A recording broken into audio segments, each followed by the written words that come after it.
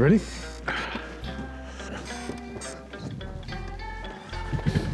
We're going out. The GPS is the god. Let's go find some lithium. Charles Watson is a man on a mission.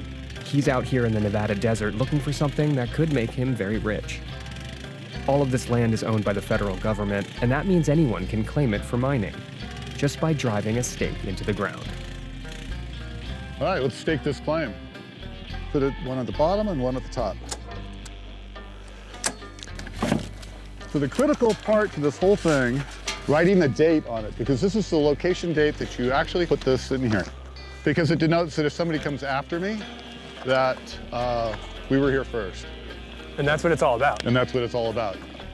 Affix this to the post. Now we're ready to pound that into the ground. You put a piece of paper in the plastic vial, Right. and then you affix it to a wooden post, and you stick it in the ground, and that means... It's yours. These claims we're going to do red topped. Well, we got more to do, don't we? But you want to go do it? Yeah. All right, let's do It's it. getting cold. It might sound silly, but this is what the American green energy revolution actually looks like. Lithium is the key element in the batteries that power electric cars and trucks, and the Biden administration has pledged to invest millions of dollars in finding reliable domestic sources of it. All that promised modernity is being built on what's still very much a 19th century landscape, rife with speculators and gamblers and gold-era ghost towns like Tonopah roaring back to life. Even the laws that govern the whole thing are rooted in the past. The process of staking a claim is largely unchanged since it was first written as the Mining Act of 1872. I don't know, it seems like kind of nuts. You just put a stake in the ground and say, hey, that's mine? Well, there's a little more to it, but yeah. But ultimately, when you boil it all down, it is just a stake in the ground that has a notice of location or a certificate of location that says that this is your mineral claim. So then how long does it take from us putting a stake into the ground to lithium coming out of that area and being made into a battery? I'm just the geologist. So that whole process, you know, I do my role and then, you know, put it on the dinner plate. Somebody else gets to eat the dinner. What does it feel like to be in an industry that is effectively governed by a law that was written in the 19th century? It's wild. It's wild. It is. Welcome to the wild, wild west, man. This antiquated way of doing business has created a virtual free-for-all in the Nevada desert. Only one lithium mine is actually up and running out here, but there are over 18,000 claims, many in parts of the country that have never been touched by development. So this is Railroad Valley. Yeah, we are at the Railroad Valley Wildlife Management Area. It's a nature preserve that is dedicated to the conservation of the Railroad Valley springfish that lives here in these springs. So the Fish and Wildlife Service and others have done geochemical testing on this water, and they found 240 parts per million of lithium in it. You know, lithium, despite being the clean energy economy, is very much vested in the same old destructive mining industry that's been destroying ecosystems around the world for hundreds of years. And so, you know, ultimately that's part of the problem, is it's the same mining industry with the same bad players, the same bad laws regulating it. And, you know, if we don't plan for it, we're going to end up having the same result. How is it there a lot of money to be made now? Because as I understand it, not a lot of lithium is actually coming out of the ground. Well, it's said that there's as much money to be made off of stocks as minerals that you pull out of the ground in mining. There is definitely speculation going on out here. There's over 70 projects pending in Nevada. Only a fraction of those are viable. You know, many of them are going to be pump and dump, where these speculators are going to hype their project on the foreign stock exchanges. And, you know, if that penny stock goes from 2 cents to 30 cents, they've become extravagantly wealthy. And it doesn't matter if there's ever going to be any lithium coming out of the ground from that project at all.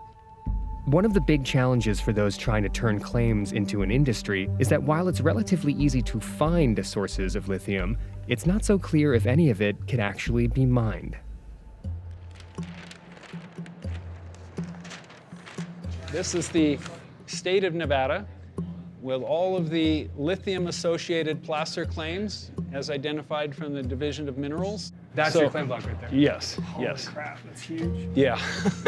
Vince Ramirez is a former oil and gas executive who's now hoping to make it big with lithium. He's staked out 55 square miles of claims.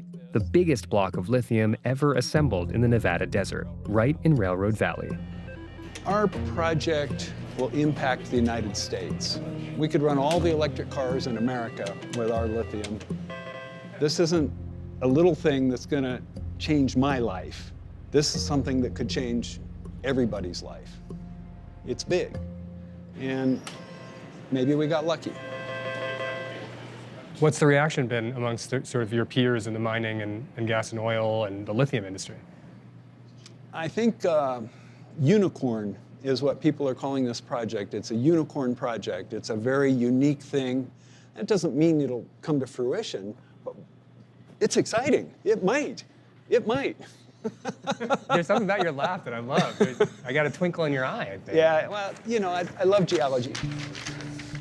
You know, I can't tell if you've stumbled upon or found by science one of the biggest discoveries for the green economy in the future, or if you're kind of selling me a lake that never existed. Right. Okay. Well, I mean, I can do for you what I can do for anyone else, and that's show all the lab results we have. We have dozens and dozens and dozens, hundreds, thousands of measurements we've taken on the brine, on the samples, on the salts that show this. I guess I'm if there's this much lithium out there, how is it that we haven't found it yet? How are you the first person to have found it? Well, I tell you, that bothers me too. We sent Vince's evidence to a few mining experts, and while they said he might be right, they also said it's hard to know for sure without doing a lot more testing. Even if the lithium's there, it might be impossible to extract it profitably. That's something other countries are already pretty good at. Almost all the lithium used today comes from Australia, Chile, or China. This is one of the biggest conferences of miners in the world. Tens of thousands of people come from all kinds of mining industries, from gold to copper to silver, and now lithium. It's a hot ticket. Lithium is definitely the hot thing. It's a hot metal right now, for sure. More and more people are buying EV cars and hybrids. I just bought a hybrid last week, actually. There is a sense of inevitability about it. Oh, look at that. That's the lithium right there. Nevada's reserves might be promising, but they still barely register to the people hoping to actually make money from the mineral now. We have done successful acquisition in Africa. What about the United States? Have you ever thought of investing in there? The United States, sure, probably will be the next, but I will be focused more in Canada South. Argentina is a big lithium producer for us. And what about in the United States? I don't know if we're doing any lithium in the U.S. We have a very lithium-focused investor base. My advisory board consists of a strong expertise both in the junior mining and drilling capabilities and taking companies from nothing to $500,000 to $1 billion valuations. Emily Hirsch has spent several years trying to develop lithium mines in Tonopah, but has been frustrated by America's outdated ways. When you talk to people here that are from other places that have a more advanced mining cultures, what do they think of the U.S.? They don't believe me when I tell them my anecdotes from working in the American West. When I tell them that I physically hauled stakes and I had to sign each piece of paper and roll it up and put it in a bottle, they're like, Emily, stop being silly, right? It's unbelievable because it is archaic. But also, isn't that kind of the American way, though? We say, okay, open for business. Problems happen, but whoever wins and figures out how to deal with those problems first gets the lion's share. I don't have a problem with the sticks, right? The sticks are a fun idiosyncrasy, and it does get you out on the land, and you do get a better understanding of the conditions you're going to be developing in. The inability to find the data of who's holding what land when, and the uncertainty of, if I do this today, will this investment be safe in 10 years? That's the part that needs to change.